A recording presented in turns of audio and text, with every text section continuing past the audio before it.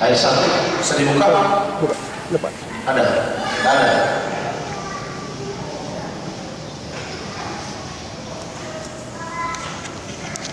Aku rasa yang mau sih.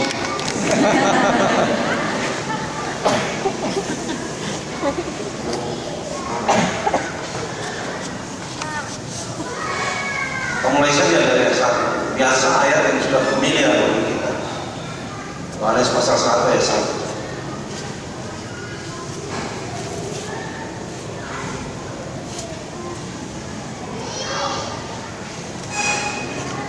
Dan untuk membuka komputer ini juga harus melalui kebenaran. Karena dia salah, maka tidak akan muncul apa-apa. Saya ingin membawa pengertian saudara kepada skop yang lebih universalistik, skop yang lebih besar. Karena Tuhan memberikan otak kepada kita. Ketika Adam berdosa, otak Adam tidak dicabut. Kemuliaan Allah dari Adam itu yang dicabut, tapi otak Adam tidak dicabut. Kemampuan berpikirnya tetap ada di sana. Pada mulai saya ayat ketiga saja. Nanti kita akan masuk pada ayat pertama dan kedua. Ayat ketiga, segala sesuatu dijadikan oleh Dia,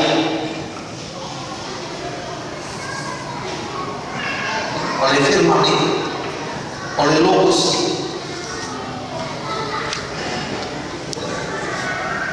Nah, kita lihat dulu ayat 1. Pada mulanya sudah ada firman, dan firman itu bersama-sama dengan Allah, dan firman itu adalah Allah.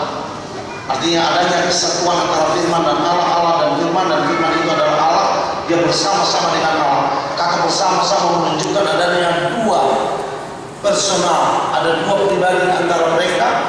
Dan ketika dikatakan firman itu adalah Allah, menyatakan adanya oneness, unity, kesatuan di antara mereka yang tidak bisa dipisahkan. Sama dengan saya tidak bisa dipisahkan dengan jiwa saya, dan tidak dipisahkan dengan roh saya. Si Muriel ini adalah tubuh yang nampak, tetapi si Muriel tubuh yang nampak ini adalah roh saya, adalah jiwa saya. Saya mempunyai fakultas kemampuan di dalam jiwa saya, dan kadang-kadang jiwa ini diterjemahkan sebagai nyawa di dalam perjanjian baru, atau sebagai nyawa di dalam perjanjian lama.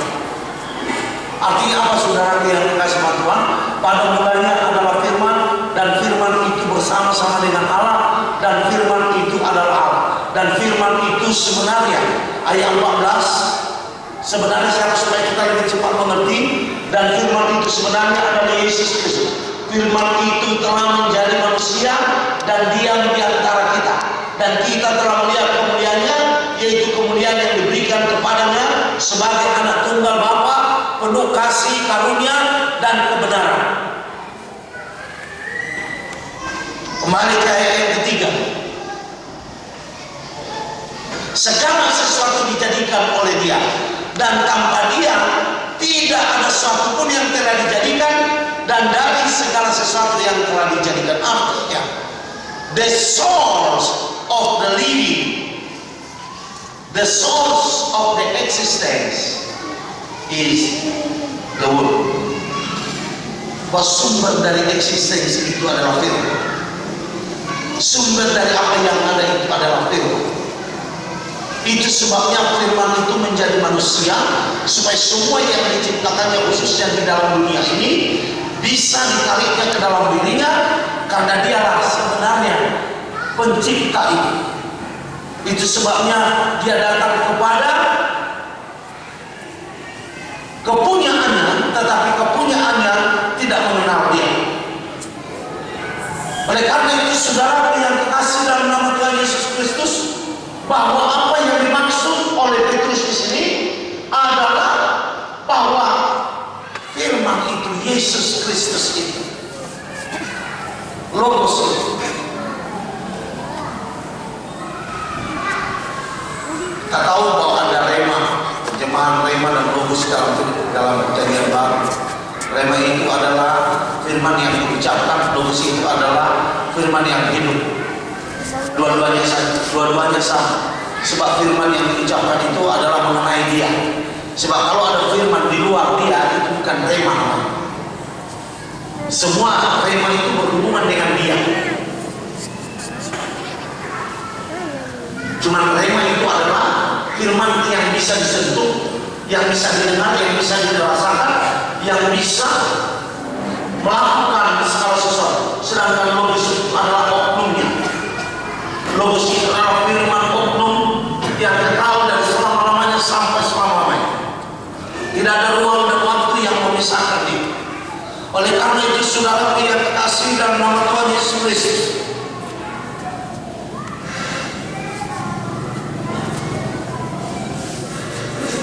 manusia mencoba mencari kebenaran ini.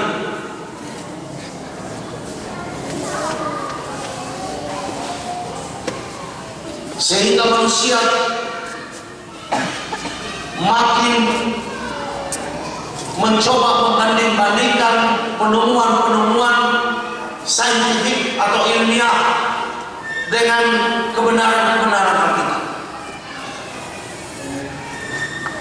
Dan saya pernah membaca satu buku dari seorang ilmuwan yang ateis, ketika dia sangat luar biasa menyelidiki Alkitab untuk mematahkan atau menyerang kebenaran dari Alkitab itu.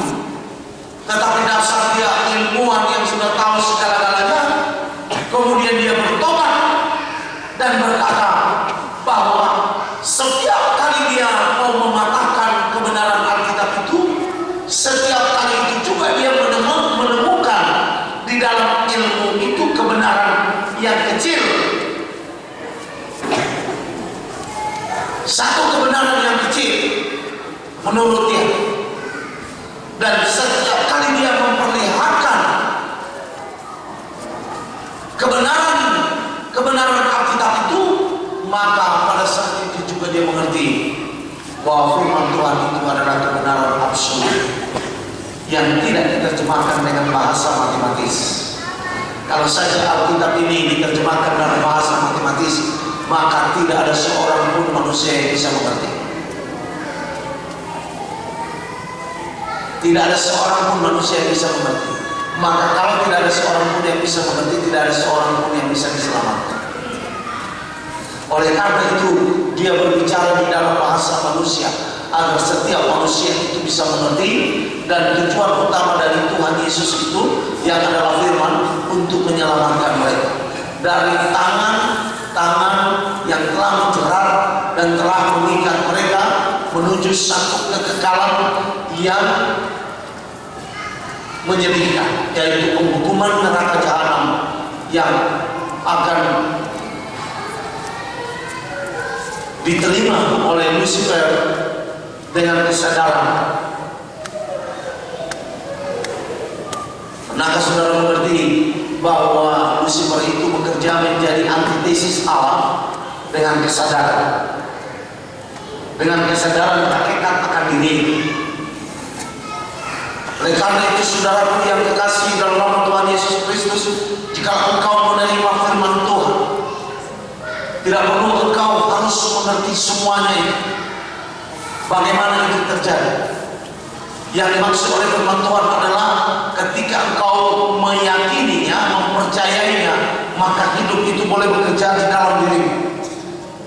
Ada satu jaminan daripada Allah ketika Allah memberikan kepada kau hidup, dan hidup itu yang menyelamatkan engkau. Di luar itu tidak ada yang bisa menyelamatkan. Itulah sebabnya secara jelas Paulus dan gamblang, secara eksplisit dia mengatakan agama manapun jua tidak akan pernah bisa menyelamatkan umat manusia, karena agama bukanlah kebenaran.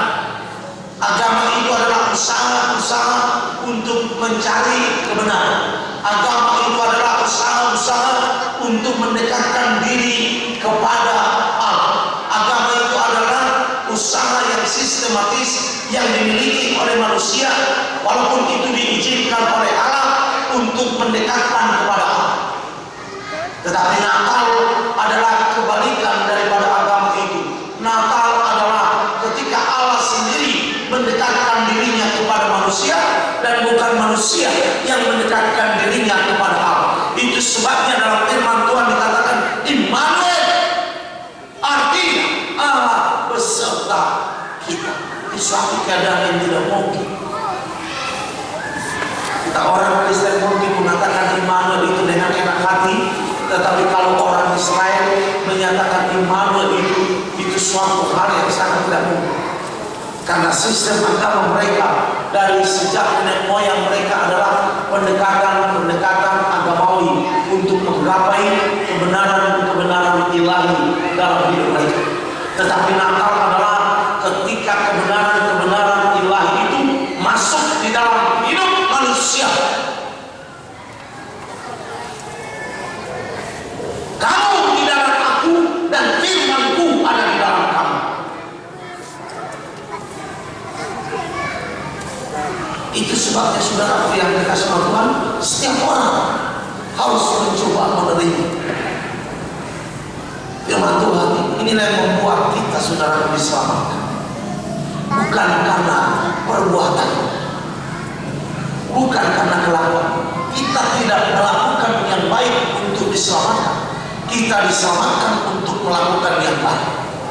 Lain dengan agama.